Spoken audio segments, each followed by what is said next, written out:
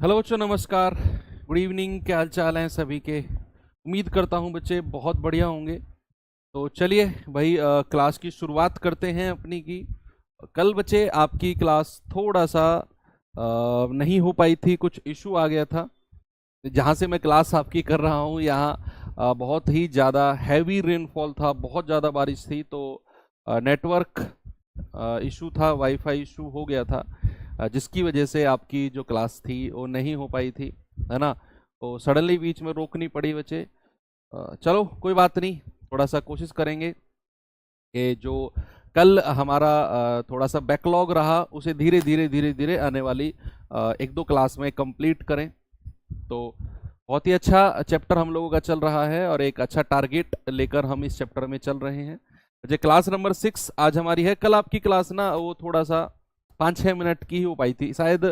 मुझे लग रहा है कि एक ही सवाल था जो हो पाया था आपकी कल की क्लास में, तो उसे आगे आज बढ़ते हैं। जरा इस सवाल को देखिए। कॉन्सेप्ट आपको मैं बता चुका हूं, कल की क्लास में भी बताया था सेम कॉन्सेप्ट, और परसों क्लास के लास्ट में। तो ये मान के चल सकते हो कि एक ही कॉन्सेप्ट को हम 2 दिन से पढ़ रहे हैं, और 2 दिन से पढ़ रहे हैं तो फिर चीजें आपके दिमाग में सेट हो चुकी होंगी। सवाल कह रहा है कि आम के मूल्य में 20% की वृद्धि हो जाने पर 40 रुपए में 4 आम कम मिलते हैं। यानी कि आपके पास टोटल 40 रुपए हैं। टोटल आपने दुकानदार को दे दिए कि भाई 40 रुपए के आम दे दो। तो जो दुकानदार पहले आपको 40 रुपए के आम देता ना, अब उनमें 4 आम कम देगा वो।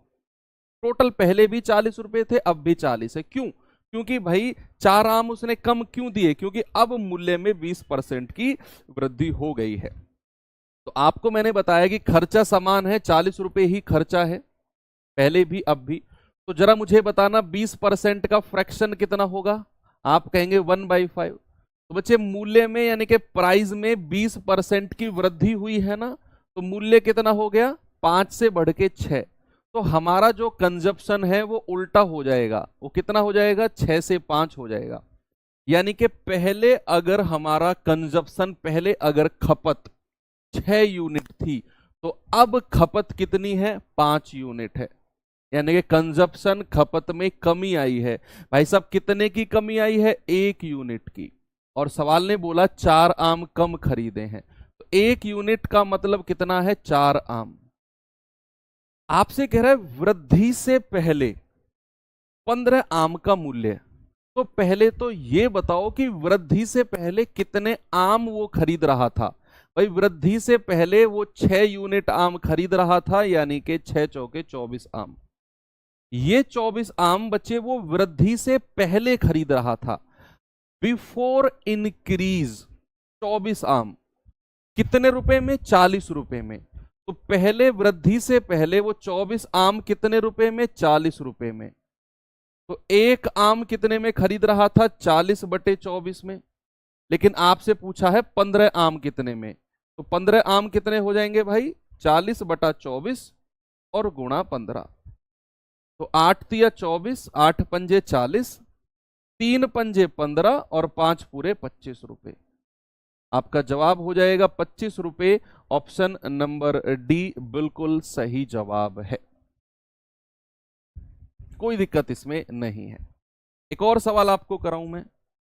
ये सवाल देखिए जरा।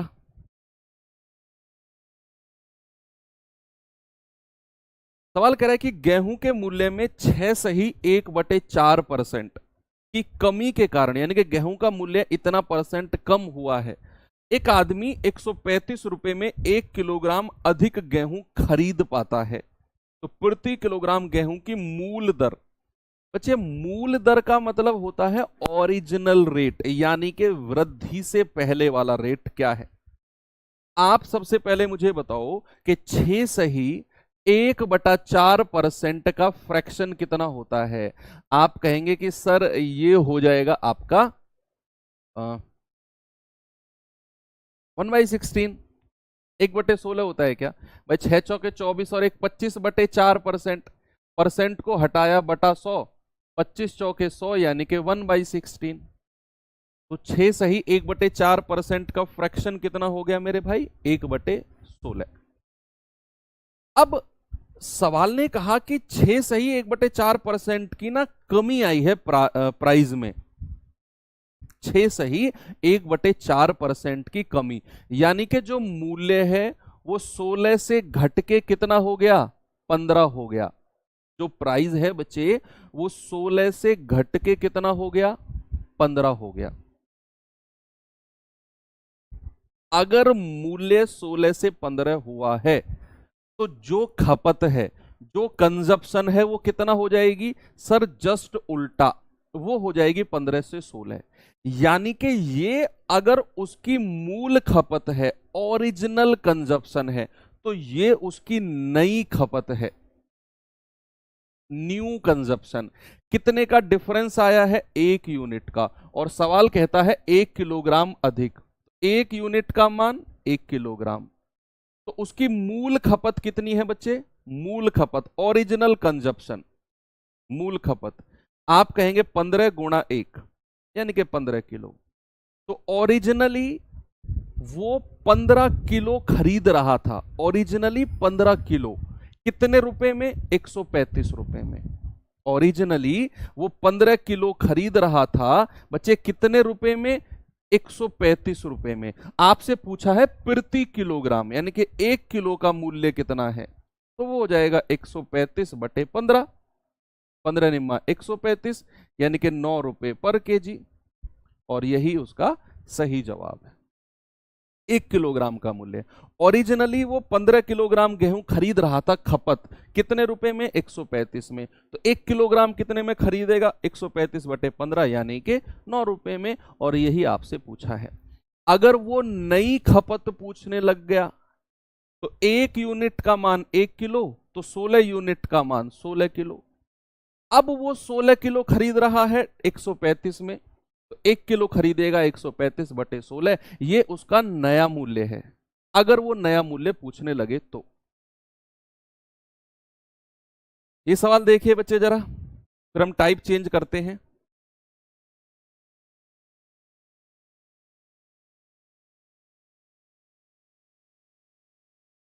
देखिए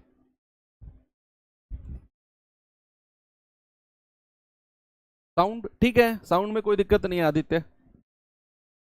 चलिए करेंगे बच्चे, जल्दी से जवाब बताओ मुझे इसका क्या होगा।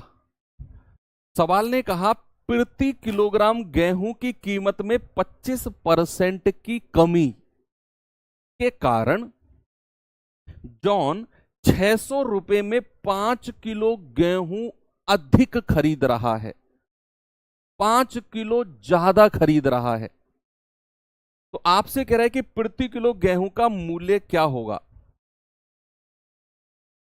सबसे पहले आप मुझे बताओ कि 25% का प्यारे भाई फ्रैक्शन यानी कि भिन्न कितना होता है? 1/4। अब सवाल ने कहा कि कीमत में 25% की गिरावट आई है, कीमत में 25% की गिरावट, यानी कि उसका जो प्राइस है वो 4 से घट के कितना हो गया? 4 से घट के 3 हो गया। तो जो उसकी खपत है, कंजप्शन है, वो 3 से बढ़ के कितना हो जाएगा? 4। जस्ट उल्टा रेशियो कर देना है। खपत इतनी हो गई, मतलब उसकी अगर मूल खपत 3 यूनिट है तो उसकी नई खपत कितनी है? 4। कितनी डिफरेंस है? 1 यूनिट। और सवाल ने कहा 5 किलो अधिक, तो 1 यूनिट का मतलब है 5 किलो। तो मूल खपत कितनी है उसकी? मूल खपत, मूल खपत ओरिजिनल कंजप्शन हो जाएगा 3 गुणा 5 दैट इज 15 किलो। ये 15 किलो है ओरिजिनल खपत। नई खपत कितनी है? 4 यूनिट, यानी कि 4 गुणा 5 दैट इज 20 किलो। ये नई खपत है। अगर मुझे उसका मूल कीमत निकालनी है, ओरिजिनल प्राइस निकालना है, तो मैं क्या करूंगा? 600 रुपए डिवाइडेड बाई 15 किलो, तो 15 दूनी 30 यानी कि 20 रुपए पर किलो। अगर मुझे उसका नया मूल्य निकालना है, नया मूल्य, तो कितना हो जाएगा? 600 रुपए बटे 20, ये आ जाएगा आपका 30 रुपए। तो आपसे क्या पूछा है उसने? प्रति किलो गेहूं का मूल्य 40, हाँ सॉरी ये 40 आएगा, 15 चौके 60, 15 चौके 60 को ठीक कर लेना।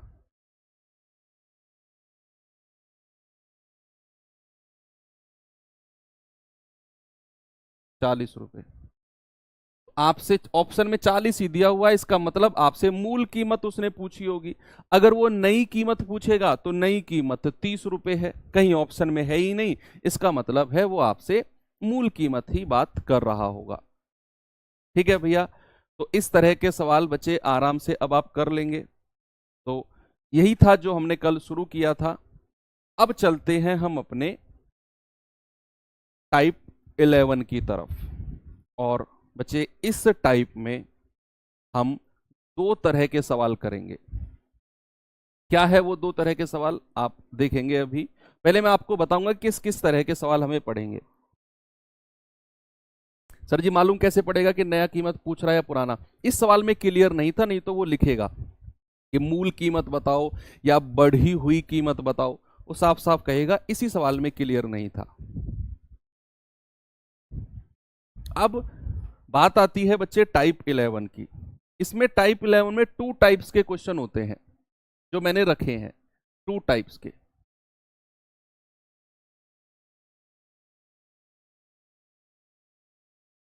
पहले तो ये देखना है कि किस टाइप का ये क्वेश्चन है जो हमने सेलेक्ट किया है यहां पर, जो टाइप 11 में हमको पढ़ना है।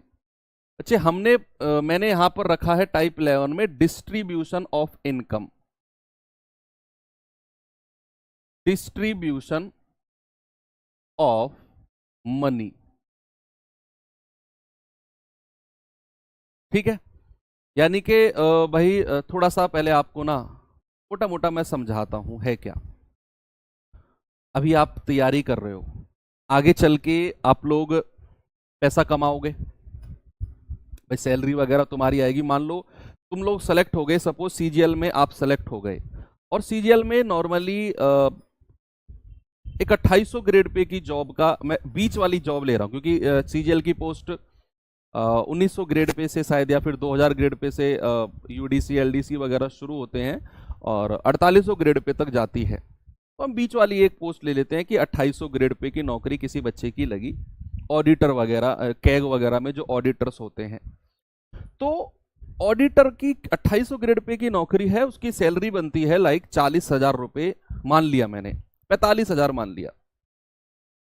अब आपकी शादी भी होगी कल चल के, अभी तो आप सोच रहे होगे भाई साहब मौज काटूंगा, ये करूंगा, सैलरी में आईफोन ले लूंगा, ये कर लूंगा, सारे शौक पूरे होंगे लेकिन लिमिटेड है ना। जब आपकी शादी हो जाएगी ना तो बहुत सारे खर्चे बट जाएंगे जो आपकी जिम्मेदारी होंगे, है ना, जो आपकी जिम्मेदारी होंगे। तो वहां क्या होगा, आप 45,000 रुपये एक महीने में कमा के लाए, आपने 10% या 20% किराए का खर्चा दे दिया। मान लो आपकी पोस्टिंग कहीं साउथ में हुई या वेस्ट में हुई, कहीं भी आपकी पोस्टिंग हुई, आप किराए पे रहोगे, रेंट पे रहोगे, वहां आपने 20% दे दिया अपनी सैलरी का। मान लो टाइप 1 जो मैं आप देख कुल कुल कुल धनराशि, कुल धनराशि, कुल धनराशि का, मान लो कुल धनराशि आपकी 100% है। कुल धनराशि सपोज आपकी 100% है, या 100% छोड़ो, 100 यूनिट मैंने कहा, कुल धनराशि 100 यूनिट है। अब आपने क्या किया कि आपने इसका 20% किराए पर दे दिया, रेंट पर दे दिया, किराए पर दे दिया। मान लो आपने इसका 10% घर का सामान आ गया, घर का सामान आ गया, घर का सामान, ठीक है। 10% आपकी वाइफ ने पहले ही कह दिया था कि इस बार मुझे सैलरी का 10% अलग से चाहिए, मैं उसका कुछ भी करूं लेकिन मुझे चाहिए। अब आप मना तो कर सकते नहीं हो, है ना। तो भैया 10% आपने अपनी वाइफ को दे दिया। तो यहां पर जो भी परसेंट हम निकाल रहे हैं ना बच्चे, जो भी परसेंटेज हम निकाल रहे हैं, वो पूरी धनराशि का निकाल रहे हैं। कि मान लो अगर मैं कहूं टोटल खर्चा आपका कितना हो गया, तो आप कहेंगे कि सर 20 और 10 30 और 10 40% आप कहेंगे टोटल।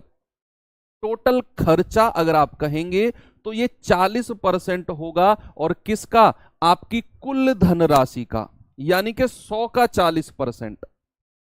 आप कहेंगे टोटल 40 रुपए खर्चा हो गया। एक टाइप का सवाल तो ये बनता है कि जब हम कुल धनराशि का परसेंटेज निकालते हैं कि भाई पूरी इनकम का इतना परसेंट यहां, पूरी इनकम का इतना परसेंट यहां, पूरी इनकम का इतना परसेंट यहां, अगर ऐसा सवाल बने तो आपने सारे परसेंटेज को जोड़ लेना है। सारे परसेंटेज को अगर पूरी धनराशि में कैलकुलेट करने को कह रहा है तो।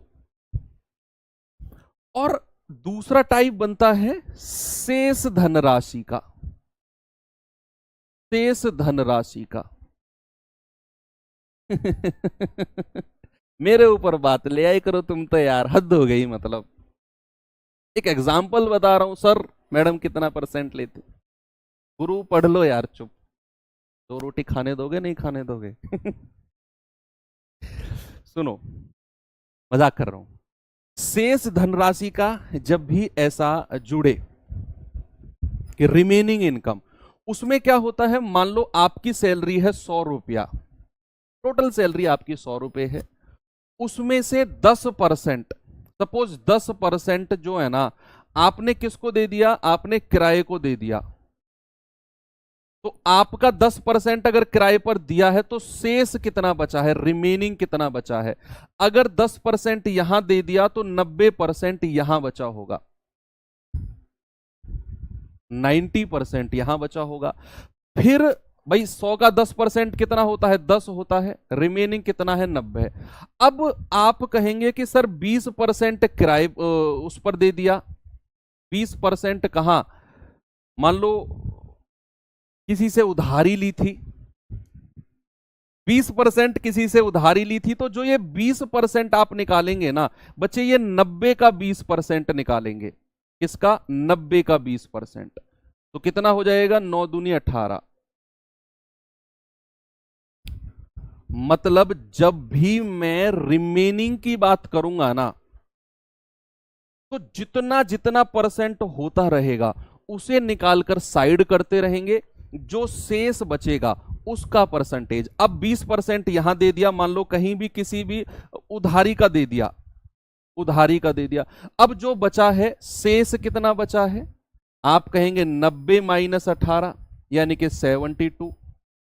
तो इस तरह कहानी चलती है जब भी शेष इनकम या शेष धनराशि का बोलेगा तो। 2 तरह के सवाल समझ में आ गए क्या?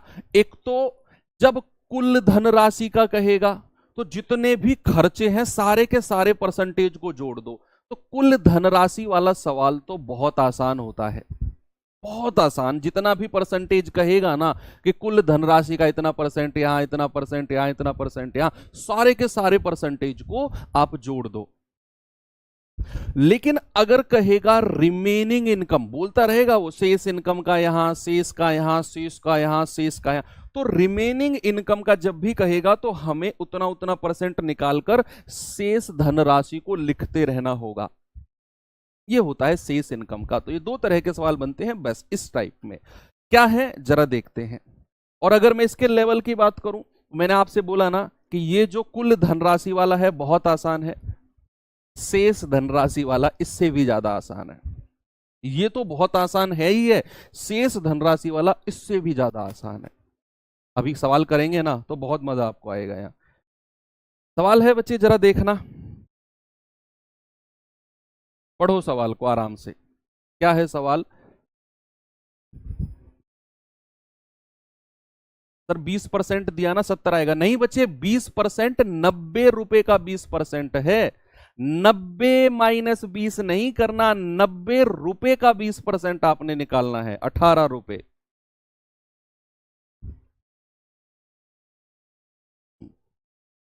देखो, रिकी अपने वेतन का 35% किराने के भाई पूरे महीने का खर्चा होता है, नमक तेल मिर्च मसाले सब होते हैं, है ना। तो 35% किराने के सामान पर, 15% ऋण, किसी से उधार लिया था, 15% वहां, 14% बिजली का बिल, बहुत जरूरी है, और 6% अन्य पर खर्च करता है। ये जो खर्चा उसने किया है ना, ये पूरी सैलरी का है। यहां कहीं भी उसने शेष वर्ड यूज नहीं किया बच्चे। आप देखो, उसने कहा अपने वेतन का 35% किराने पर, 15% ऋण पर, 14% बिजली पर, 6% अन्य पर। तो कहीं बीच में यहां से लेकर यहां तक का आप पढ़ो सवाल, कहीं भी आपको रिमेनिंग या शेष वर्ड दिखा? आप कहेंगे नहीं सर। तो जितने भी परसेंटेज हैं ये सारे के सारे टोटल इनकम वाले हैं, कुल धनराशि वाले। और मैंने आपसे कहा जब भी कुल धनराशि वाले परसेंटेज होंगे तो हम इन सब को जोड़ देंगे परसेंटेज को, और कुछ नहीं है। अब आपसे कह रहा है कि भाई साहब ऐसा करने पर जो अंत में उसकी बचत है ना वो 2400 रुपए है, तो प्रति महीने वेतन 100% का मान पूछा है। तो सबसे पहले हम क्या करेंगे, उसका कुल खर्च निकालेंगे कि उसका कुल खर्च है कितना। तो सारे परसेंटेज को जोड़ दो, 35 प्लस 15 प्लस 14 प्लस 6। तो 35 15 50, 14 और 6 20, 50 और 20 70% हो गया कुल खर्चा। कुल खर्चा कितना हो गया? 70%। अगर 70% वो खर्च कर रहा है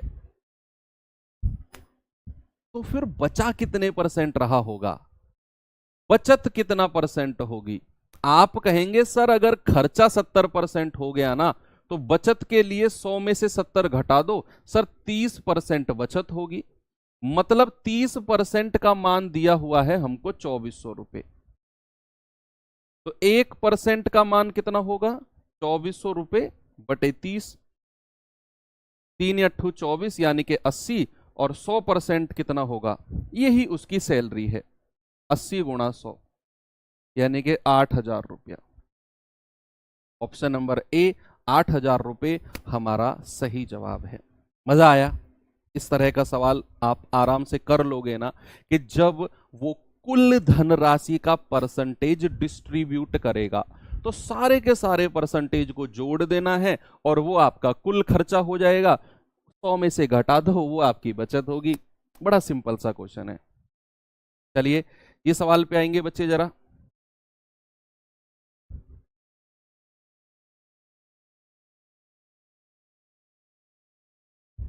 पढ़िए सवाल को। सवाल कह रहा है मार्टिन अपने वेतन का 13% दृष्टिहीन लोगों को, बच्चे अपने वेतन का 13% दृष्टिहीन लोगों को काम संस्थान में दान दिया, अपने वेतन का 12% अनाथालय को दान दिया। ये 9 हटा दो, ये गलती से है। कह रहे अपने वेतन का 14% शारीरिक रूप से विकलांग लोगों को दिया, अपने वेतन का, यानी कि वो कुल वेतन का दे रहा है। कहीं भी उसने रिमेनिंग यानी कि शेष वर्ड यूज नहीं किया। बड़ा सवाल दिखने में लग रहा है, मैं कह रहा हूं बिल्कुल आसान क्वेश्चन है, बहुत आसान। उसने कहा मार्टिन अपने वेतन का 13% दृष्टिहीन ब्लाइंड पीपल जो हैं देता है, अपने वेतन का 12% अनाथालय को दे देता है, अपने वेतन का 14% शारीरिक रूप से जो विकलांग है उनको दे देता है, और कहता है आगे कि अपने वेतन का 16% चिकित्सीय सहायता को दे देता है, और कह रहा है बची हुई राशि है इतनी। तो बताओ उसने अनाथालय में कितनी राशि दान की? ये तो बाद की बात है, पहले तो ये बताओ जो उसने अलग अलग परसेंटेज दिया है ये सारा मिलाकर खर्चा है कितना? आप कहेंगे सर कुल जो उसने खर्च किया है ना अपने वेतन का कुल खर्चा, वो सर जोड़ दो सबको, 13 प्लस 12 प्लस 14 प्लस 16, 13 12 25, 14 16 आपका 30, 30 और 25 कितना होता है? 55%। ये कुल खर्चा हो गया उसका 55%। अब कह रहा है इसके बावजूद उसकी जो बची हुई राशि है वो 42,750 है बची हुई राशि। तो अगर 55% उसने खर्च कर दिया, बच्चे बचत कितनी होगी? 100 में से 55 घटा दो सर, 45% बचत होगी। तो क्या 45% बराबर 42,750 होगा? 45% का मान। तो 1% कितना होगा? 1% 42,750 बटे 45, तो 9 पंजे 45, 9 चौके 36, 4 2 6, 9 सत्ते 63, 9 पंजे 45, 0, 5 नाम 45, 5 पूरे 25, 0। तो 1% आ गया 950। हमसे 100% का मान नहीं पूछा, हमसे मार्टिन का वेतन नहीं पूछा, हमसे पूछा है कि अनाथालय में कितना पैसा उसने दिया है। अनाथालय में बच्चे कितना पैसा उसने दिया, ये हमसे पूछा। तो कितना दिया है अनाथालय? ये रहा 12%। अनाथालय में यानी कि उसने ऑर्फनेज में कितना दिया है? 12%।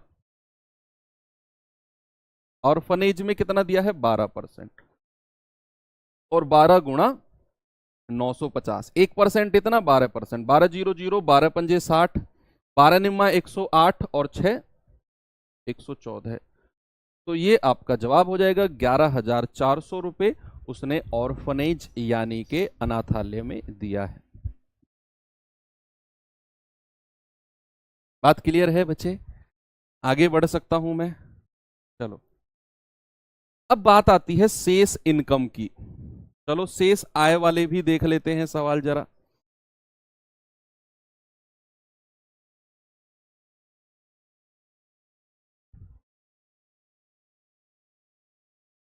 शेष आय वाले, एक व्यक्ति अपनी आय का 25% दैनिक उपयोग की वस्तुओं पर खर्च करता है, जो डेली उसकी डेली यूज के आइटम होते हैं ना, उन पर कॉलगेट, ब्रश, ये सब वगैरह पर 25% खर्च कर देता है। साबुन हो गया, शैम्पू हो गया, घर में हो गया, चीनी हो गए, तेल हो गए, तंबाकू हो गए, जो भी है ना, जो तंबाकू लोग यूज करते होंगे वो होंगे, है ना।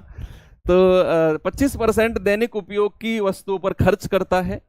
इसके अतिरिक्त वह शेष आय का, यहां वर्ड जुड़ गया है रिमेनिंग इनकम, शेष आय। यहां आप सारे परसेंटेज को डायरेक्ट नहीं जोड़ सकते हो, क्योंकि यहां उसने शेष आय का बोला है। 25% दैनिक वस्तुओं पर यूज किया है, और जो शेष आय बची, रिमेनिंग इनकम, 25% खर्च करने के बाद जो शेष बचा, उसका 18% घर के किराए पर खर्च करता है, और फिर जो उसके बाद शेष आय बची, उसका 16% यात्रा, ट्रैवलिंग पर खर्च करता है, घर से ऑफिस वगैरह पर। उसके बाद उसके पास केवल 861 रुपए बचे, तो उसका वेतन कितना है? अब यहां बात आ गई है रिमेनिंग इनकम की।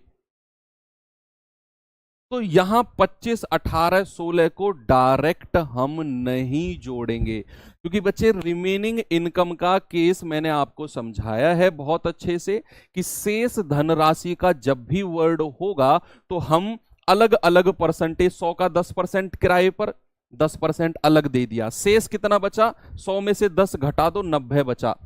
रिमेनिंग कितना बचा? 90। 90 का 20% उधार दे दिया या उधारी चुकाई है, तो 90 का 20% होता है 18 रुपया। फिर शेष कितना बचा? 90 में से 18 घटाओ, 72। इस तरीके से हमको ये करना होता है जब भी आपका रिमेनिंग इनकम यानी कि शेष धनराशि की चीजें जुड़ जाती हैं। तो करो सॉल्व, आप 100 मान के करो, फिर मैं आपको एक दूसरा मेथड भी बता दूंगा, है ना, वन लाइनर वाला। पहले आप 100 मानकर करो, जब भी शेष आय वर्ड जुड़ेगा तो 100 मानकर आप करोगे। माना उसकी जो इनकम है ना, जो आय है वो 100 रुपए है, मान लिया मैंने उसकी कुल आय 100 रुपए है। अब 100 ही क्यों माना? क्योंकि 100 एक ऐसी संख्या है जिसका जितना भी परसेंटेज आप निकालो वो उतना ही होता है, इसीलिए मैं 100 मानता हूं। कह रहा है कि 25% दैनिक उपयोग पर खर्च करता है, तो 100 रुपए अगर उसने कमाए तो दैनिक उपयोग पर, डेली यूज पर कितना खर्च कर दिया उसने? डेली यूज पर सर 25%। तो 100 का 25% कितना होता है? 25 रुपया ही होता है। अब उसके पास रिमेनिंग यानी कि शेष कितना बचा है? 100 में से 25 घटा दो सर, उसके पास बचे हैं 75 रुपए। 75 रुपए उसके पास अब बचे हैं। अब कह रहा है कि जो शेष इनकम बची उसका 18% घर के किराए पर देता है, 18%। तो इस 75 का 18% किराए पर देता है, रेंट। रेंट कितना? 18%। 75 का तो 25 तिया 75, 25 चौके 100, 2 दूनी 4, 2 नाम 18 और 9 तिया 27/2, और ये होता है 13.5। यानी कि 75 में से 13.5 रुपए उसने रेंट दे दिया। अब रिमेनिंग कितना बचा है? अब रिमेनिंग यानी कि शेष कितना बचा है बच्चे? 75 में से 13.5 घटा दो। 75 में से 10 जाएगा 65, 65 में से 3 जाएगा 62, और 62 में से आधा जाएगा 61.5। ये रिमेनिंग बचा है। अब कह रहा है जो ये रिमेनिंग बचा है ना, उसका 16% यात्रा पर खर्च कर दिया।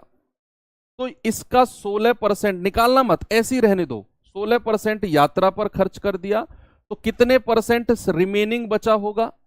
भाई अगर 16% यहां दे दिया तो 100 में से 16 घटाओगे 84% यहां बचा होगा, 84%। लास्ट में उसके पास कितना रुपया बचा? 61.5। 61.5 का 16% उसने यात्रा पर खर्च कर दिया, तो कितने परसेंट बचा होगा? 61.5 में से 16 मत घटाना, ये परसेंट है। तो 100 में से 16 घटाओगे 84% बचा, और कह रहा है उसके पास लास्ट में इतने बचे हैं।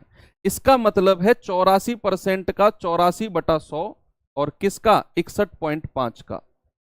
ये किसके बराबर है? 861 के।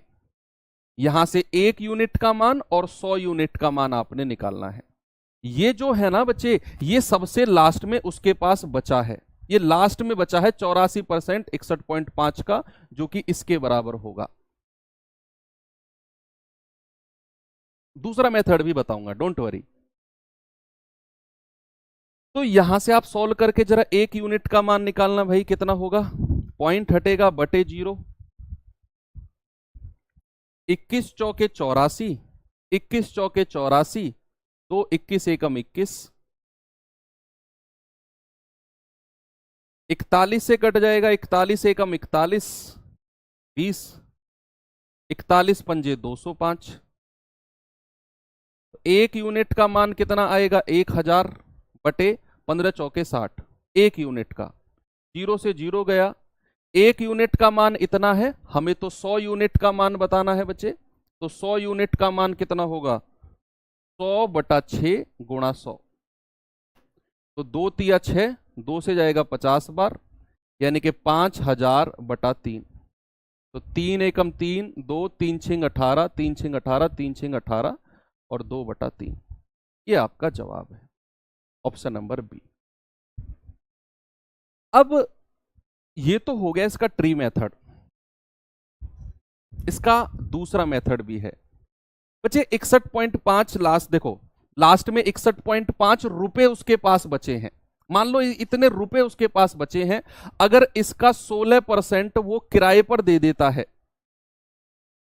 इसका, तो इसका कितना परसेंट बचेगा? 100 माइनस 16 यानी कि 84% बचेगा। 84% किसका? 61.5 का, 84%, जो कि आपका किसके बराबर होगा? 861 के, है ना। तो 1 यूनिट का मान इतना, हमें 100 यूनिट का बताना था, तो 100/100 गुणा 100 यानी कि इतना। ये इसका ट्री मेथड है। अब मैं आपको बताता हूं इसका वन लाइनर मेथड क्या होता है, चलिए देखते हैं।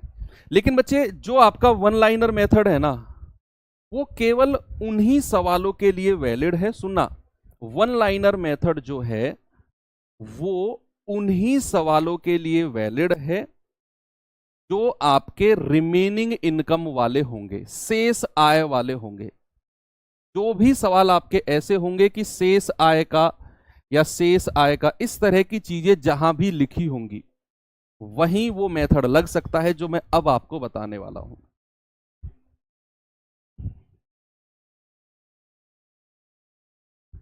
सर 61.5 का 16% क्यों नहीं निकाला? जरूरत नहीं थी, हमें तो लास्ट में 861 के बराबर कुछ करना था, तो 16% को अलग हटाओ, 84% निकाल दिया, वही तो 861 के बराबर होगा। एक यूनिट का मान फिर 100 का मान निकालना था, तो 16% से हमारा कोई मतलब नहीं था। देखो अब मेथड क्या है, मान लो उस व्यक्ति की जो आय है ना वो ए है, मान लो उस व्यक्ति की जो इनकम है वो ए यूनिट है सपोज। अब अगर ए उसकी आय है और उसने 25% खर्च कर दिया दैनिक उपयोग पर, अब आप खुद मुझे इसका जवाब बताओगे।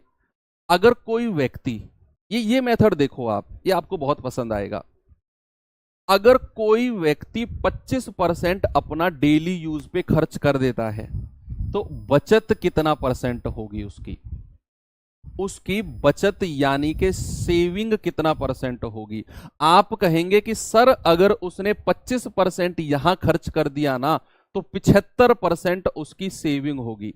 ये जो पैसा आपके पास दिख रहा है ना, ए गुणा 75/100, ये उसका रिमेनिंग है 25% खर्च करने के बाद। आगे चलो, कह रहे जो शेष बचा, शेष यानी कि ये जो रिमेनिंग है, शेष का 18% किराए पर दे दिया। अगर 18% किराए पर दे दिया तो कितना परसेंट बचा? अगर 18% किराए पर दे दिया तो बच्चे कितना परसेंट बचा है? आप कहेंगे कि सर 100 में से 18 घटा दो, सर 82% बचा है, तो गुणा 82/100। ये उसके पास अब रिमेनिंग बचा है किराया देने के बाद, किराया देने के बाद ये बचा है। किराया जो रिमेनिंग बचा यानी कि ये, इसका 16% यात्रा पर खर्च कर दिया। अगर इसका 16% यात्रा पर खर्च कर देता है, अगर इसका 16% यात्रा पर खर्च कर देता है तो कितना परसेंट बचेगा? परसेंट में पूछ रहा हूं। अगर 16% कहीं भी यात्रा पर खर्च कर दिया तो कितना परसेंट बचा? 100 में से 16 घटा दो। सर 100 में से 16 घटाएंगे तो 84% बचेगा, और लास्ट में उसके पास बचा कितना है? 861 बराबर 861 कर दो। ये लास्ट में उसके पास बचत है, यहां से ए का मान निकाल लो, वही आपका आंसर होगा। ये वन लाइनर मेथड है। आपने क्या करना है, बस 100 में से घटा घटाकर जो बचत होती जाएगी उसको गुणा करते जाना है, और लास्ट में जो बचत है उसको बराबर कर देना है। आपकी इनकम आपके सामने होगी, इसे सॉल्व कर लो, जितना भी आपका आंसर आएगा वो आपका जवाब होगा। ठीक है भाई, 25 तिया 75, 25 चौके 100, 4 से जाएगा पूरा 21 चौके 84, 21 से जाएगा 21 चौके 84, 21 एकम 21, 41 से जाएगा 41 दूनी 82, और 2 से जाएगा 50 बार, 2 पंजे 10, तो यहां से ए कितना आ जाएगा भाई? 50 गुणा 100 होता है 5000, और ऊपर का 3 यहां नीचे चला जाएगा, और ये आपका जवाब हो जाएगा 1666 सही 2/3। ऐसे आप कर लो। ठीक है, आगे चले, एक और सवाल कराऊं। ये सवाल देखिए जरा,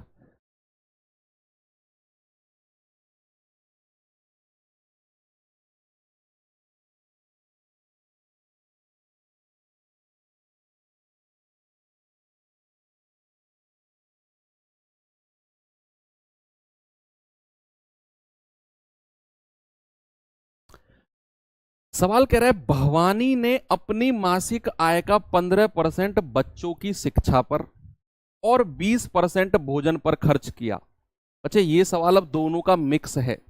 जो दो मेथड, दो टाइप के मैंने आपको बताए थे ना, शेष और टोटल, दोनों का मिक्स क्वेश्चन है अब ये, कि भवानी अपनी आय का, भवानी अपनी इनकम का 15% बच्चों की शिक्षा पर और 20% भोजन पर खर्च करता है। टोटल का टोटल का। सवाल ने कहा कि 15% बच्चों की शिक्षा और 20% भोजन पर, जितना भी भवानी ने कमाया ना उसका 15 और 20%। और इन दोनों के बाद, इन दोनों खर्चों के बाद जो उसके पास रिमेनिंग बचा, अब वर्ड यहां लिखा है शेष का, रिमेनिंग जो बचा उसका 40% खेल पर और 30% परिवहन पर खर्च किया, रिमेनिंग का। कह रहा है कि इन सभी खर्चों के बाद उसके पास 10,257 रुपए बचे, तो भवानी की मासिक इनकम क्या थी। ये सवाल अब आपका मिक्स बन गया, शेष वाले का और इसका भी। तो यहां आपको थोड़ा सा संभल के चलना पड़ेगा, थोड़ा सा। आप कहेंगे कि भवानी ने 15% शिक्षा पर यानी कि एजुकेशन पर और 20% भोजन पर यानी कि फूड पर, तो टोटल कितना हो गया? 15 और 20 35%। ये टोटल हो गया, क्योंकि यहां से लेकर यहां तक कहीं भी रिमेनिंग यानी कि शेष वर्ड नहीं जुड़ा हुआ था। तो अगर रिमेनिंग वर्ड नहीं जुड़ेगा तो जितने भी परसेंटेज हैं सबको हम जोड़ देते हैं।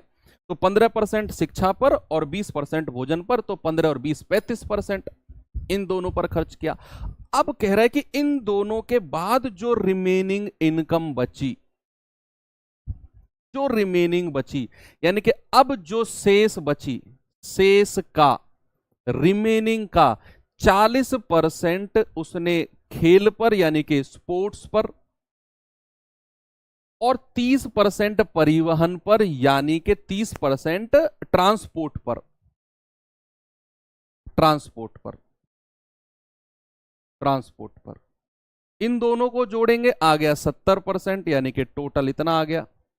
तो शेष का 70% उसने इन दोनों पर खर्च कर दिया। तो जिन दोनों परसेंटेज के बीच में शेष वर्ड नहीं जुड़ा था, हमने उन दोनों को सीधा सीधा जोड़ दिया। 15 और 20 35%। अब कह रहा है शेष का 40 और 30 70%, इन दोनों को अलग जोड़ दिया। अब आप वो वन लाइनर मेथड यूज कर लो। आप इसे 100 मानकर भी कर सकते हो, आप वन लाइनर मेथड भी यूज कर सकते हो कि मान लिया कि भवानी की जो इनकम है वो ए है और अगर उसने 35% जो है शिक्षा और खाने पर खर्च कर दिया, 35%, तो कितना परसेंट बचाया होगा? शेष कितना परसेंट बचा होगा? अगर 35% इन दोनों पर खर्च कर दिया, सर 65% बचा होगा, 100 में से 35 घटा दो। अब कह रहा है शेष का 70% इन दोनों पर खर्च कर दिया, तो अगर 70% यहां खर्च कर दिया तो बचाया कितना होगा? 30%। ये लिख दो। और लास्ट में उसके पास कितना बचा है? 10,257। ये इसके बराबर कर दो, यहां से भवानी की इनकम आपको मिल जाएगी।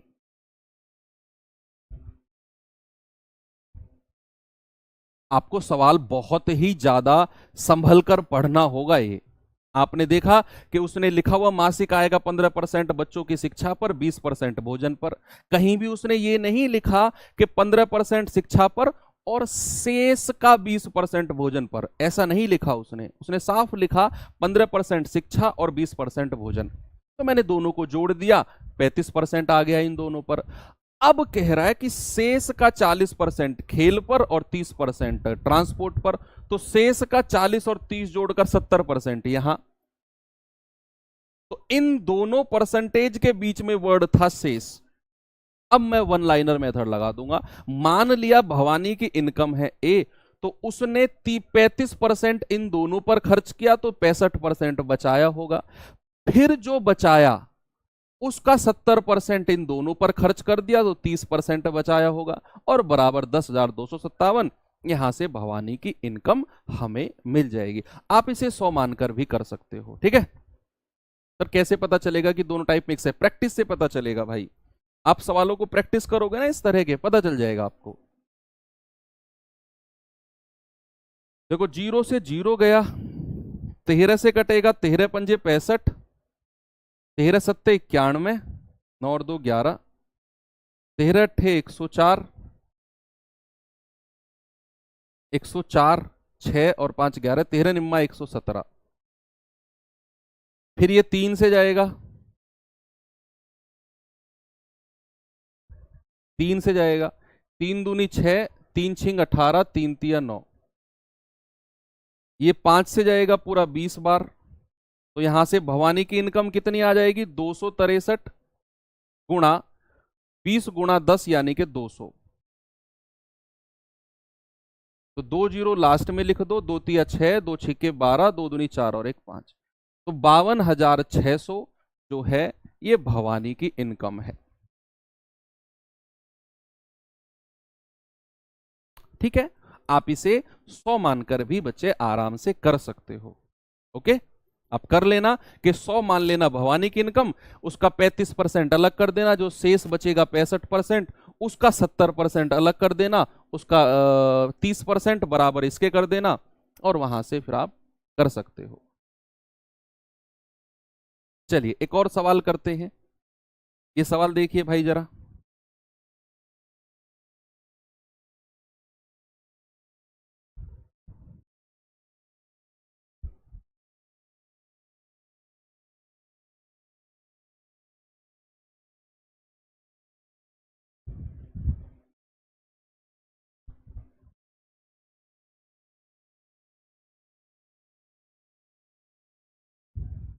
चलो बस एक वर्ड पे ध्यान रखना है, शेष, रिमेनिंग। वो कह रहा है कि राजन अपने वेतन का 10% किराए पर खर्च कर देगा, किराए पर, और उसके वेतन के शेष भाग का 20% परिवहन पर, जिसके बाद उसने वेतन के शेष भाग का 40% भोजन पर, इसके अलावा शेष भाग का 80% विभिन्न बिलों पर खर्च किया।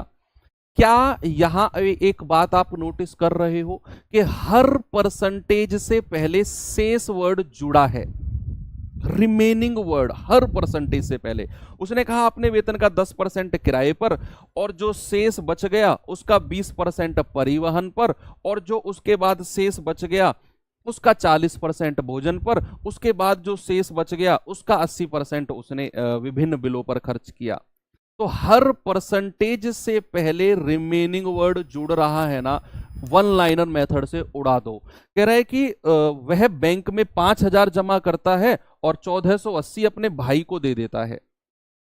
तो ये सारे परसेंटेज खर्च करने के बाद उसके पास 5,000 प्लस 1480 बचे हैं। आप इन दोनों को जोड़ दो, आप कहेंगे कि सर 6480 रुपए उसके पास ये बचे हैं। भाई 5,000 बैंक में दे दिए और 1480 अपने छोटे भाई को दे दिए, तो दोनों को मिलाकर कितना है 6480। ये 6480 रुपए उसके पास बचे होंगे कब, जब ये सारे परसेंटेज खर्चे हटा दिए हैं। अब आपको वन लाइनर मेथड करना है। मैं कह रहा हूं एक लाइन में फेंक के मारोगे सवाल को। कैसे? आप मान लो कि राजन की जो इनकम है, राजन की जो आय है वो ₹A है, मान लो। अगर वो 10% किराए पर खर्च कर रहा है तो कितना परसेंट बचा रहा होगा? आप कहेंगे कि सर अगर उसने 10% किराए पर खर्च किया है ना तो 90% बचाया होगा, गुणा, फिर कह रहा है शेष भाग का 20% परिवहन ट्रांसपोर्ट पर खर्च कर दिया, तो बचाया कितना होगा? 100 में से घटा दो, 80% बचेगा। फिर कह रहा है कि उसके बाद शेष का 40% भोजन पर, तो बचाया कितना होगा? 100 में से 40 घटा दो, 60% बचाया होगा।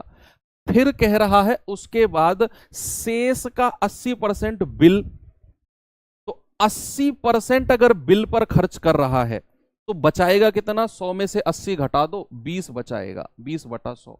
और ये सब किसके बराबर होगा? 5,000 प्लस 1480 यानी कि 6480 के बराबर। यहां से ए का मान निकाल दो, सवाल आपका सामने है। आपने एक चीज यहां नोटिस की कि हर परसेंटेज से पहले रिमेनिंग वर्ड जुड़ा हुआ है।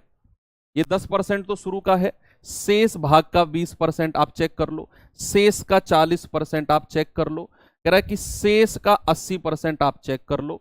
हर परसेंटेज से पहले शेष जुड़ा हुआ है। आप सीधा वन लाइनर कर सकते हो, 100 वाले मेथड से भी कर लेना। ठीक है, जल्दी से आप इसे सॉल्व करेंगे बच्चे। ऊपर कितनी जीरो है? 1 2 3 और 4। 1 2 3 और 4 हटा दी मैंने, तो ये 9 से कटेगा, 9 सत्ते 63, 9 दूनी 18, 0। 8 से कटेगा, 8 नाम 72, 0। 6 से कटेगा, 15 छिक्के 90, 15 बार कटेगा। तो a गुणा, ऊपर तो 2 बचा है, नीचे कितना बचा है? 100 गुणा 100 यानी कि 10,000 और बराबर 15। तो 2 से कटेगा, 2 पंजे 10, 5,000 बार। तो a कितना आ जाएगा?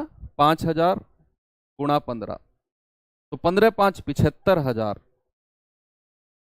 ये आपका ऑप्शन नंबर ए बिल्कुल सही जवाब। कितना सिंपल है? सिंपल नहीं है, मतलब अच्छा सवाल है। लास्ट क्वेश्चन करते हैं इस तरह का, जरा देखिए। ये आय का तो नहीं है लेकिन सवाल अच्छा है, इसी तरीके से होगा। आय वाला नहीं है लेकिन सवाल अच्छा है। पढ़िए जरा एक बार सवाल को, फिर टाइप चेंज करते हैं।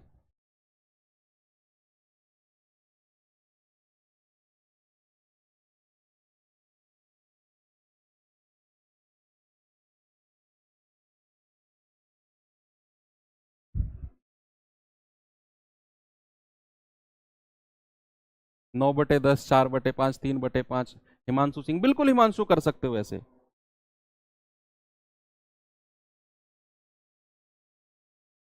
6480 कहां से आया बच्चे? लास्ट में उसके पास 5,000 बैंक में जो उसने जमा किए थे, 1480 जो उसने अपने छोटे भाई को दिए थे, इन दोनों को जोड़ दो तो 5,000 प्लस 1480, 6480 बचे हैं रुपए उसके पास, ये सारे परसेंटेज खर्च करने के बाद। कह रहा है एक स्कूल के 4% छात्र वार्षिक परीक्षा के लिए उपस्थित ही नहीं हुए। उन लोगों ने एग्जाम ही नहीं दिया। होता है ना, मान लो आप किसी एग्जाम की तैयारी करो, आप सीजीएल का पेपर दोगे, आप देख रहे होगे कि मान लो अगर फॉर्म भरे गए हैं 35 लाख, तो बच्चे बैठेंगे उसमें 17 18 19 20 लाख तक बच्चे बैठेंगे, बस 15 लाख बच्चे पेपर ही नहीं देंगे। तो ये वही सीन है कि 4% ने अपना पेपर ही नहीं दिया। कुल उपस्थित छात्र, जिन लोगों ने अपना पेपर दिया, उपस्थित छात्रों में से 10% जो है वो परीक्षा में पास ही नहीं हुए, उत्तीर्ण नहीं हुए। कह रहा जो शेष बच गए, रिमेनिंग जो बच गए, उसके 50% ने डिस्टिंक्शन मिले, डिस्टिंक्शन यानी कि जो शायद 75% से ऊपर होते हैं। और 432 छात्र परीक्षा में पास हुए लेकिन उनकी डिस्टिंक्शन नहीं थी। तो बताओ स्कूल में कुल छात्रों की संख्या कितनी है? उसी तरह से होगा यहां भी। आप देखो हर परसेंटेज से पहले रिमेनिंग यानी कि शेष वर्ड जुड़ा हुआ है। कह रहा 4% ने परीक्षा ही नहीं दी। कह रहा जिन्होंने परीक्षा दी, यानी कि जिन्होंने परीक्षा दी का मतलब है जो शेष बचे, भाई 4% ने परीक्षा नहीं दी तो शेष जो बचेंगे उन्होंने परीक्षा दी होगी। तो जिन्होंने परीक्षा दी उनका 10% पास नहीं हो सके। कह रहा जो शेष बच गए 50% की डिस्टिंक्शन मिली। 432 लोग पास हुए लेकिन डिस्टिंक्शन नहीं थी। उसी तरीके से करना है। तो मान लो कि स्कूल में जो कुल संख्या है ना वो ए है। कुल संख्या मैंने मान ली कि कुल संख्या जो है प्यारे भाई वो ए है। अगर कुल संख्या मैंने ए बोल दी, फिर मैंने कहा कि अगर 4% लोगों ने पेपर ही नहीं दिया तो कितने परसेंट ने पेपर दिया होगा? आप 100 में से 4 घटा दो, सर 96% लोगों ने पेपर दिया होगा, गुणा। अब जिन्होंने पेपर दिया उसमें से 10% पास ही नहीं हो पाए, फेल हो गए। तो अगर 10% पास ही नहीं हो पाए तो कितने परसेंट पास हुए हैं? आप 100 में से घटाओगे सर 90% पास हुए हैं। अब जो लोग पास हुए उसमें से 50% की डिस्टिंक्शन आई है, 50% की, और जो 50% बचे हैं, 50% की तो डिस्टिंक्शन आ गई, 50% जो बच गए, 100 में से 50 हटा दो, जो 50% बच गए उनकी डिस्टिंक्शन नहीं थी लेकिन वो पास थे। तो कह रहे हैं ना कि 50% की डिस्टिंक्शन थी और 432 छात्र पास थे लेकिन उनकी डिस्टिंक्शन नहीं थी। तो अगर 50% की डिस्टिंक्शन थी तो ऐसे कितने परसेंट हैं जिनकी डिस्टिंक्शन नहीं थी? तो 100 में से 50 घटा दो सर, 50% ही होंगे वो भी जिनकी डिस्टिंक्शन नहीं थी, और बराबर किसके है? 432 के। तो यहां से आप निकाल सकते हो कि कितने जो लोग हैं वो स्कूल में थे, स्कूल की कुल संख्या। देखो 50 से जाएगा 50 दूनी 100, एक जीरो से एक जीरो उड़ा दो, 2 से जाएगा 48 बार, 12 चौके 48, 12 तिया 36, 12 छिंग 72, 4 से जाएगा 4 नाम 36, 9 से 9 कट जाएगा, तो ए बराबर कितना बचेगा? 100 गुणा 10, 100 गुणा 10 यानी कि 1000। भाई ऊपर तो सब कट गया, ऊपर तो कुछ बचा ही नहीं है, मतलब स्कूल में जो छात्र थे 1000 थे। सिंपल। ओके, चलो, तो इस तरह के सवाल आराम से आप कर सकते हो। अब चलते हैं आगे और अपने अगले टाइप की तरफ।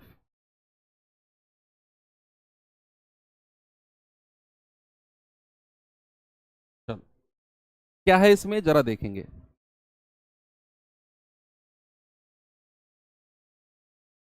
देखो, पहले मैं कुछ ना आपको तैयार करता हूं, जो टाइप है ना, इस टाइप के लिए मैं आपको तैयार करता हूं। बहुत आसान टाइप है। इस टाइप के लिए तैयार क्या है, मैं टाइप का नाम भी नहीं बताऊंगा। आप, अब मैं कॉन्सेप्ट आपको सिखाऊंगा, उस कॉन्सेप्ट से पता लगा लेना अगर आपने कहीं पहले पढ़ा है कि मैं कौन से टाइप की बात कर रहा हूं। तो सबसे पहले मुझे एक बात बताओ, अगर मैंने कहा ए बी सी, 3 संख्या मैंने लिखी, अब सुनते रहना, मैंने 3 संख्या लिखी और मैंने कहा कि मुझे बताओ पहली 2 संख्या, फर्स्ट 2 नंबर, तो आप कहेंगे सर फर्स्ट 2 नंबर है ए बी। ये पहली 2 संख्या है, फर्स्ट 2 नंबर क्या है? A b, a plus b, पहली 2 संख्या ए प्लस बी। और अगर मैं कहूंगा लास्ट की 2 संख्या, अंतिम 2 संख्या, आप कहेंगे सर अंतिम 2 संख्या है बी प्लस सी, बी प्लस सी। मैंने आपसे कहा कि ए बी सी 3 संख्या है, पहली 2 संख्या ए प्लस बी, फिर मैंने कहा लास्ट की 2 संख्या बी प्लस सी। क्या यहां एक ऐसी संख्या है जिसको 2 बार काउंट कर लिया मैंने? बताओ, क्या बी एक ऐसी संख्या है जिसको मैंने 2 बार काउंट कर लिया? तो अगर मुझे ए प्लस बी प्लस सी चाहिए, एक बार इन दोनों को जोड़ना जरा, आप कहेंगे ए प्लस बी माइनस सी, सॉरी बी प्लस सी।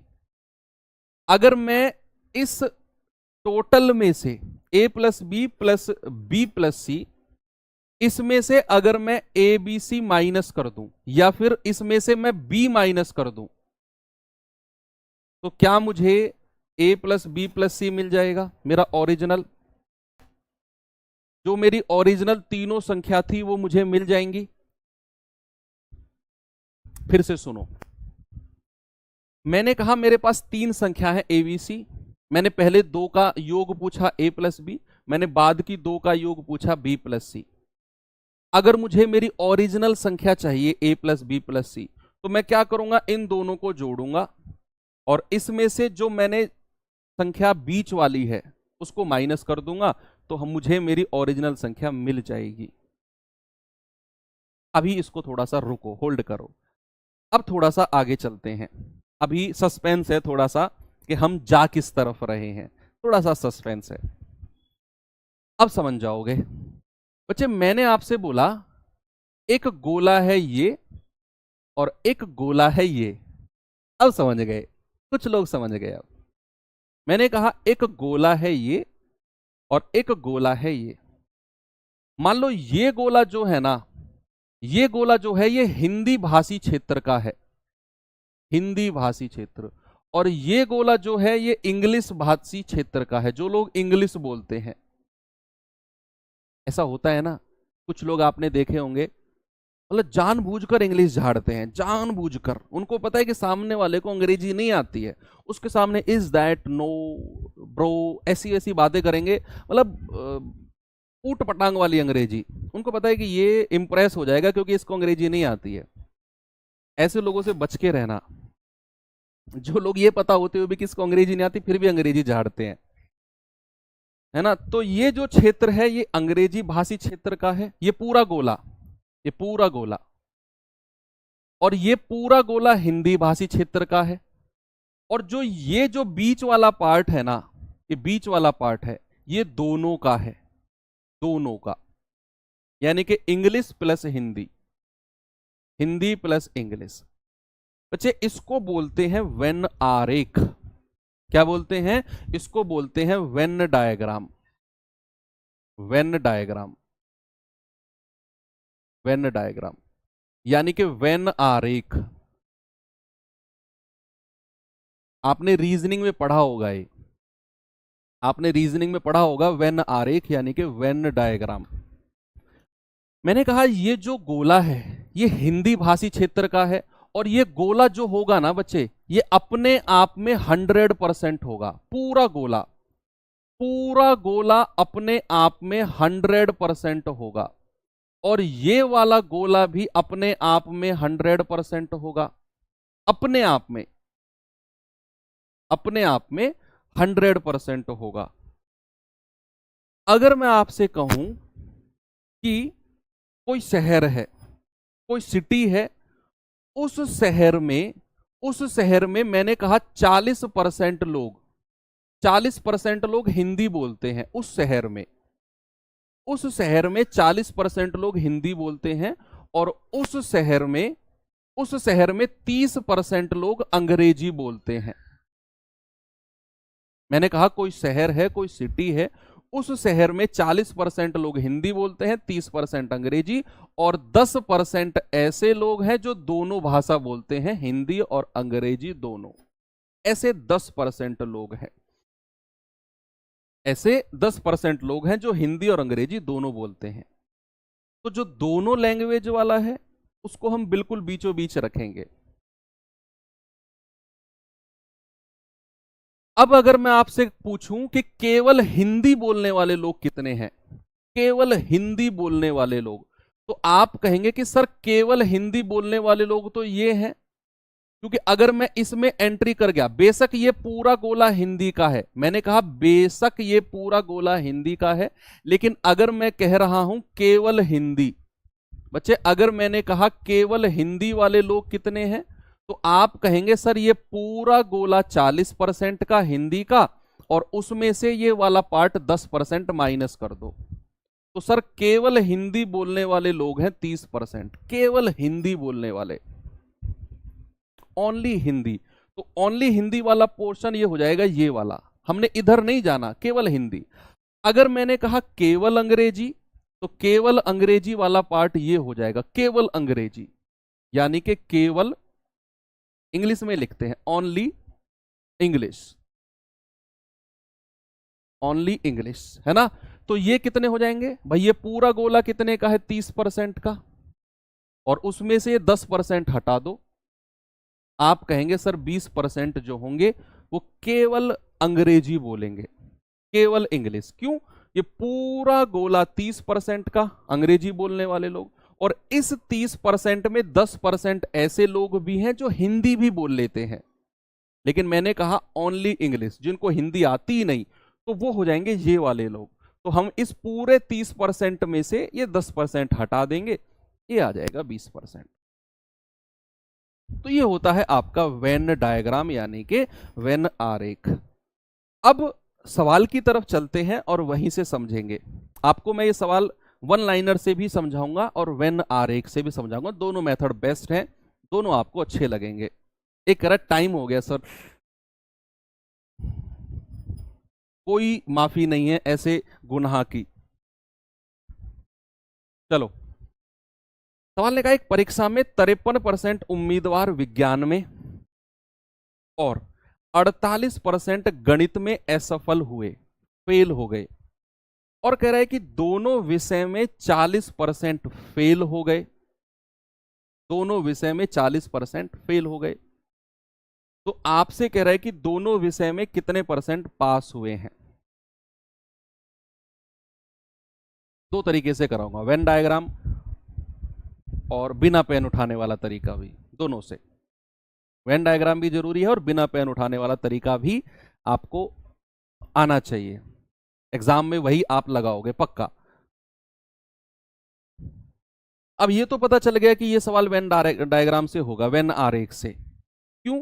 क्योंकि इसमें दो ग्रुप की बात हुई है। कह रहा है कि 53% विज्ञान में फेल हो गए और 48% गणित में फेल हो गए और दोनों विषय में 40% फेल हो गए। तो ये तो श्योर है कि हमारा जो सवाल है ये वेन डायग्राम से होगा। एक पार्ट होगा आपका विज्ञान का यानी कि साइंस का, और दूसरा पार्ट होगा गणित का यानी कि मैथ्स का। लेकिन अभी भी एक थोड़ा सा कंफ्यूजन है कि सर वेन डायग्राम में हम परसेंटेज पास का लें या फेल का लें। जब भी आप ऐसा सवाल पढ़ो, आप एक चीज देखो कि दोनों विषय में पास दिया हुआ है या फेल दिया हुआ है। बस ये देखना है। सवाल को जस्ट पढ़ते ही आपकी जो पहली नजर है वो यही जानी चाहिए कि दोनों सब्जेक्ट में 40% फेल हुए हैं। तो दोनों सब्जेक्ट में पास दिया हुआ है या फेल दिया हुआ है। आपने देख लिया कि सर दोनों सब्जेक्ट में फेल दिया हुआ है। दिमाग में चाबी भर लो कि अगर दोनों सब्जेक्ट में फेल दिया हुआ है तो वेन आरेख फेल का बनेगा, अगर दोनों सब्जेक्ट में पास दिया हुआ है तो वेन आरेख पास का बनेगा। That's it. हमने देखा कि दोनों सब्जेक्ट फेल का है तो वेन आरेख हमारा फेल का बनेगा। तो दोनों सब्जेक्ट में 40% फेल है, उनको यहां लिख दो बिल्कुल बीचों बीच। जो दोनों सब्जेक्ट में फेल हैं उसको बिल्कुल बीचों बीच लिख दो। यस सर, यही कंफ्यूजन रहता है। बिल्कुल अब होगा ही नहीं। आपने देखना है दोनों सब्जेक्ट में फेल है या पास है। अगर दोनों सब्जेक्ट में फेल है वेन आरेख फेल का, दोनों सब्जेक्ट में पास है वेन आरेख पास का। फेल का है वेन आरेख फेल का, बीच में लिख दिया। अब हमें फेल का ही परसेंटेज चाहिए। कह रहा है 53% विज्ञान में फेल हुए। 53% जो लोग हैं ना विज्ञान में फेल हुए हैं। तो हमें तो बनी बनाई चीज मिल गई कि 53% अगर विज्ञान में फेल हुए हैं तो यहां लिख दो 53%, यानी कि ये पूरा गोला 53% का होगा। उसने कहा 48% गणित में फेल हो गए तो यहां लिख दो 48%। बच्चे एक बात सामने देखो, पेन साइड में रखो भाई साहब, ब्लैक टी शर्ट आपसे कह रहा हूं, सामने देखो। अगर यहां पास का परसेंटेज दिया होता,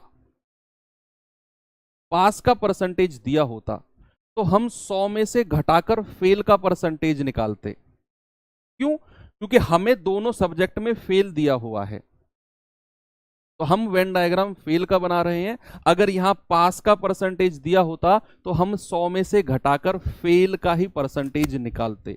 अब आप मुझे बताओ कि अगर अगर मैं आपसे पूछ लूं, अगर मैं आपसे पूछ लूं कि केवल साइंस में कितने पास फेल हुए हैं, केवल साइंस में, केवल साइंस में, तो आप पूरा गोला 53 का है, उसमें से 40 घटा दो। सर 13% लोग हैं जो केवल साइंस में फेल हुए हैं, केवल ओनली साइंस में। अगर मैं कहूं केवल गणित में कितने फेल हुए हैं, केवल गणित, केवल गणित, तो आप कहेंगे सर पूरा गोला 48 का है, उसमें से 40 घटा दो। सर 8% केवल गणित में फेल हुए हैं, 8%। अगर मैं कहूं टोटल फेल कितने हैं, टोटल फेल, तो आपने एक काम करना है, ये 13 प्लस ये 8 प्लस और जो दोनों सब्जेक्ट में है 40 जोड़ देना है। 13 8 21, 21 और 40 61% आपके कुल फेल आ गए। तो टोटल पास कितने हो जाएंगे, टोटल पास आप 100 में से 61 घटा दो, सर 39% होंगे जो टोटल पास होंगे। बस इतना आपने करना है।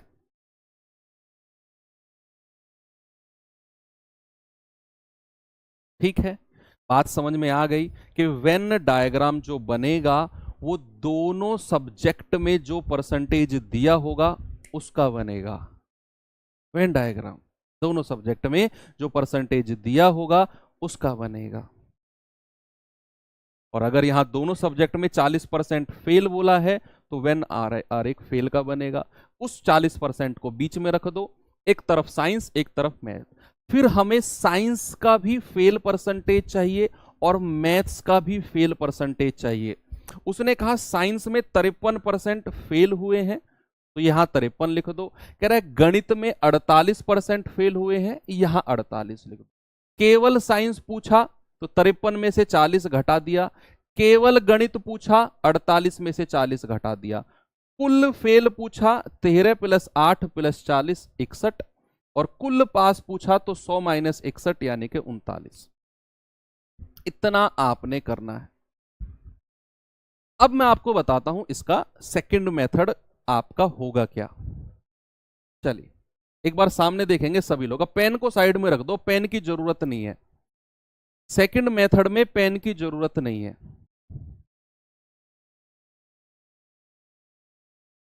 और सेकंड मेथड में ना तुम वाही वाह कर दो तो नाम बदल देना बेटा। उसके लिए होल्ड करो, एक घुट पानी पी लूं मैं। सुनो,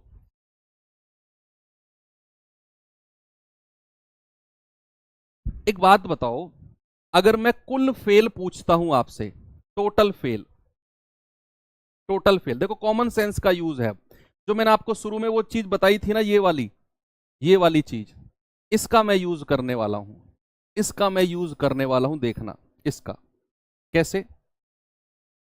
मैंने देखा कि मुझे अगर ए बी सी चाहिए तो मैं इन दोनों को जोड़कर ये कॉमन वाला पार्ट माइनस कर देता हूं। अब इसी का हम यूज करने वाले हैं। अगर मैं टोटल फेल आपसे पूछूं तो क्या करेंगे, जरा इस गोले को जोड़ना 53, जरा इस गोले को जोड़ना 48। यार एक बात बताओ मुझे, सामने देखो, एक बात बताओ, जब मैंने 53 लिखा साइंस का, तो क्या इस 53 में ये 40 आ चुका था? भाई ये 40 मैंने इस गोले का पूरा 53 था, इस गोले का मतलब है 53। तो जब मैं ये 53 लिख रहा था ये 40 इसमें आ चुका है, ये 40 इसमें आ चुका है ना। और जब मैं इस 48 को लिख रहा हूं, इस 48 को, तो फिर से ये 40 आ गया। तो क्या 40 दो बार आ गया? क्या 40 दो बार आ गया कि नहीं? कह दो यस सर, दो बार आ गया। जब आप 53% लिख रहे थे तब भी 40 आ गया, जब आप 48% लिख रहे हो तब भी इसमें 40 आ गया। तो क्या मुझे एक 40 को माइनस करना होगा? भाई दो बार काउंट हो गई चीज, दो बार काउंट हो गई ना चीज, तो एक 40 को मैं माइनस कर दूंगा। ये मैंने माइनस कर दिया क्योंकि 40 दो बार आ गया। एक बार यहां इस 53 को लिखते टाइम, एक बार इस 48 को लिखते टाइम 40 दो बार आ गया, तो एक बार 40 को माइनस कर दो। तो ये कितना होगा जरा, 8 3 11, 5 4 9 और 1 10, और उसमें से 40 घटाओगे तो आप कहेंगे 61% फेल हो गया। अगर 61% फेल है तो पास कितना है फिर? 100 माइनस 61, 39% पास है।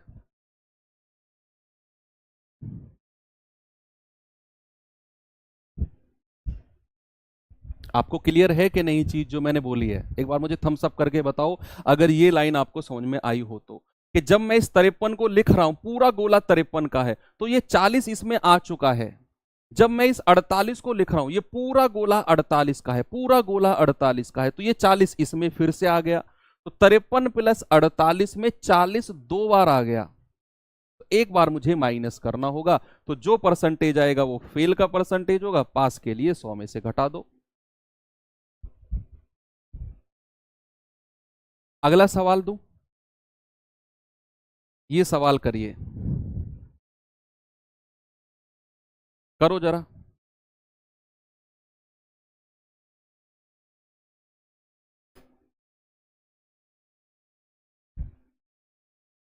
अब कह रहा है एक भर्ती परीक्षा में उम्मीदवारों का जागरूकता जीए और गणितीय तकनीक क्यूटी के लिए परीक्षण किया गया। कह रहा है जीए और क्यूटी में क्रमशः 54% और 45% असफल हुए, जबकि 16% दोनों में असफल हुए।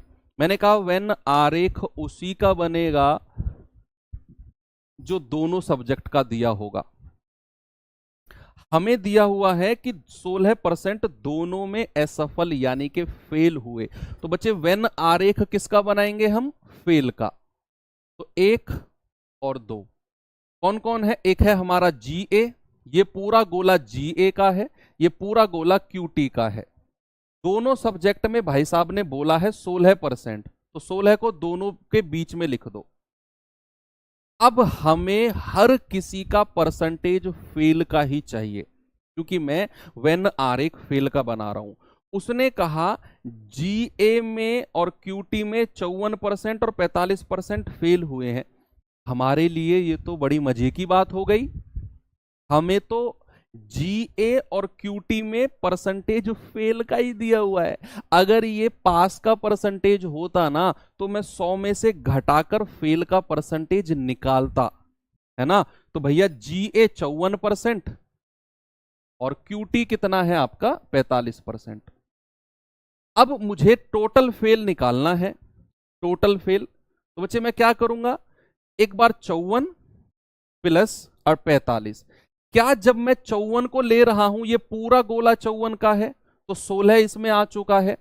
क्या जब मैं इस 45 को ले रहा हूं, तो ये पूरा गोला 45 का है, 16 इसमें भी आ चुका है।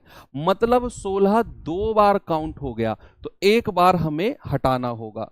तो कितना हो गया? 5 4 9, 5 4 9 माइनस 16, 9 में से 6 गया 3, 9 में से 1 गया 8, यानी कि 83% फेल हैं।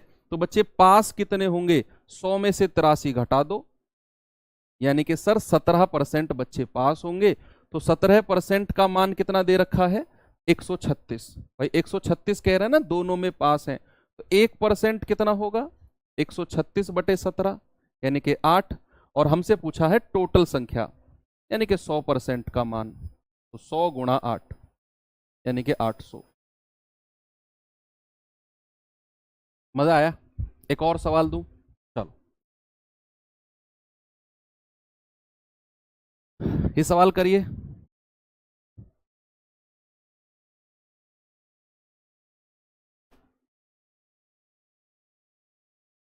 करेंगे बच्चे इस सवाल को जरा। कह रहा है एक प्रतियोगिता परीक्षा में सेक्शन ए में 66% उम्मीदवार उत्तीर्ण यानी कि पास हुए, और सेक्शन बी में 51% उम्मीदवार उत्तीर्ण यानी कि पास हुए, और दोनों सब्जेक्ट में 8% उम्मीदवार अनुत्तीर्ण यानी कि फेल हो गए। यहां चीजें आपको चेंज करनी पड़ेंगी। यदि दोनों सेक्शन में 450 पास हुए, तो टोटल उम्मीदवार कितने हैं? यहां थोड़ा सा आपको काम करना है, ज्यादा नहीं, बहुत थोड़ा सा। आप मुझे बताओ कि वेन आरेख किसका बनेगा, पास का या फेल का? सर वेन आरेख बनेगा जो दोनों सब्जेक्ट में हमको दिया हुआ है। उसने बोला है दोनों सेक्शन में 8% अनुत्तीर्ण यानी कि फेल हुए, मतलब कि वेन आरेख जो बनेगा वो फेल का बनेगा। तो 1 और 2 कौन कौन से दोनों सब्जेक्ट हैं? एक है सेक्शन ए, एक है सेक्शन बी। अब हमें उसने बोला है कि दोनों सब्जेक्ट में 8% फेल हुए हैं, तो 8% को यहां लिख दो। अब हमें सेक्शन ए में भी फेल परसेंट चाहिए और सेक्शन बी में भी फेल परसेंट चाहिए, दोनों में फेल चाहिए। लेकिन हमसे बोला है ए में तो 66% पास हुए हैं, हमें यहां फेल परसेंट पता करना होगा। बच्चे अगर ए में 66% पास हुए हैं तो ए में फेल कितने हुए होंगे? ए में फेल कितने हुए होंगे? आप कहेंगे सर 100 माइनस 66, यानी कि 34% ए में फेल हुए होंगे। और बी में फेल कितने हुए होंगे? आप कहेंगे सर 51% पास दिया हुआ है, तो 100 माइनस 51 यानी कि 39% फेल हुए होंगे बी में। ये हमें पता करना होगा, क्योंकि हम जो वेन आरेख बना रहे हैं वो बच्चा वो फेल का बना रहे हैं। तो ए में फेल कितने हैं? 34%। और बी में फेल कितने हैं? 49%, 49%। 100 माइनस 51 49 आएगा।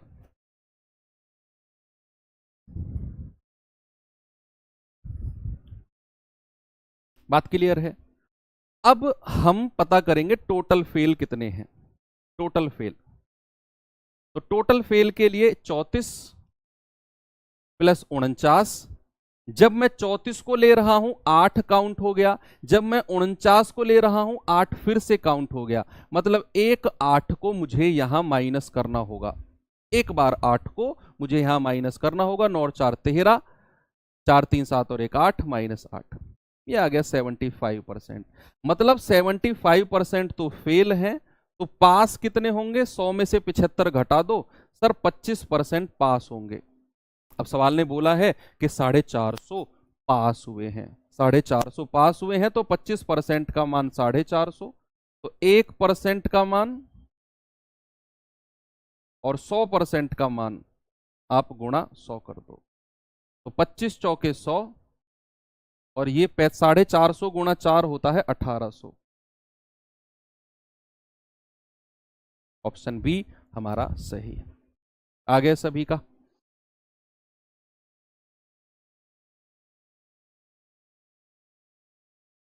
अब ये सवाल बच्चे आपके लिए मैं दे रहा हूं होमवर्क के लिए, और करना इसे आप। कल हम बढ़ाएंगे चीजों को आगे, और अभी 2 क्लासेस में और लगेंगी, कल की और परसों की 2 क्लास में हम एंड कर देंगे परसेंटेज को, और फिर मिलेंगे। हो सकता है कि संडे में भी आपकी मैं क्लास लगा दूं। जो कल की क्लास हमारी डिस्टर्ब हुई है ना, कल जो हमारी क्लास डिस्टर्ब हुई थी, हो सकता है उसकी पूर्ति करने के लिए हम संडे में भी 1 आध घंटे की क्लास लगा देंगे। ओके, तो चलिए, थैंक यू, बाय बाय, जय हिंद।